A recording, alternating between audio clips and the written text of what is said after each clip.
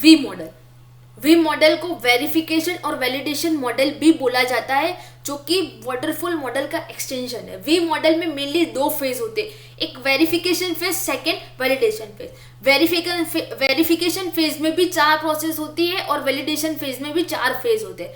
Let's say this is a diagram of V model, जिसमें ये part verification वाला है और ये टेस्टिंग वाला पार्ट वैलिडेशन हो गया, जिसमें हमें वेरिफिकेशन वाले फेज में requirement analysis, architecture design, component design, code generation, ये सारी प्रोसेस हमें खत्म करने के बाद हमें फिर से यहाँ से टेस्टिंग करनी है। टेस्टिंग यहाँ से स्टार्ट होगी, unit testing, integration testing, system testing, acceptance testing. ये खत्म करने के बाद ही हमारा वी मॉडल का वर्किंग खत्म होता है। लेट्स सी वेरिफिकेशन फेज में मैंने जैसे बताया 4 फेज होते हैं।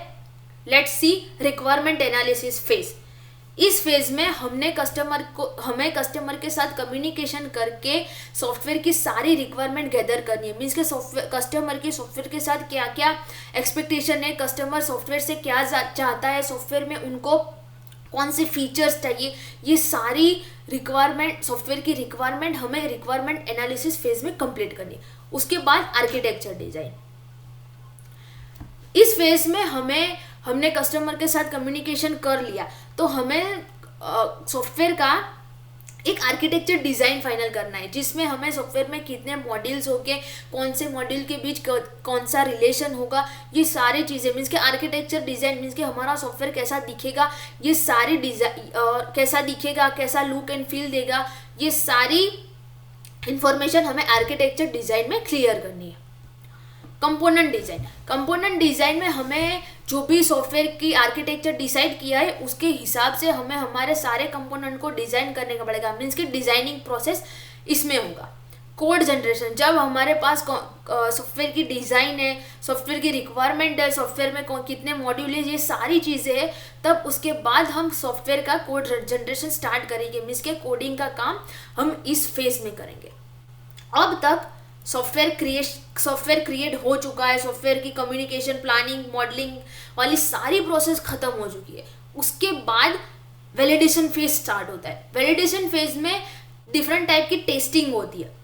Let's see first testing, unit testing. Unit testing में हमने जो भी आर्किटेक्चर डिज़ाइन में जो भी मॉड्यूल्स लिस्ट आउट किए थे, वो मॉड्यूल को 1 बाय 1 हमें टेस्टिंग करना है। उसे यूनिट टेस्टिंग कहते हैं। आप देख सकते हो यहाँ पे यूनिट टेस्टिंग, कोड जनरेशन और कंपोनेंट डिज़ाइन है।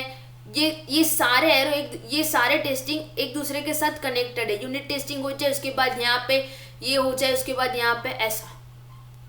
Let's see next testing, integration testing.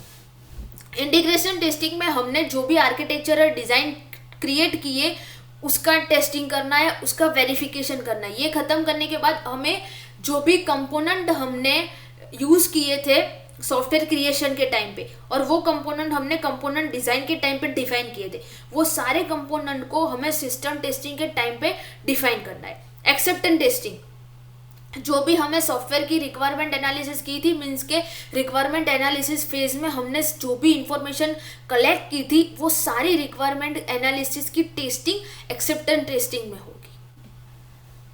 Where we use this model when, जब हमारे पास प्रोजेक्ट की साइज एकदम स्मॉल हो, प्रोजेक्ट की रिक्वायरमेंट एकदम फिक्स हो, अगर हमें ये सारे टेस्टिंग के बारे में पता हो, तभी हम ये मॉडल यूज कर सकते हैं।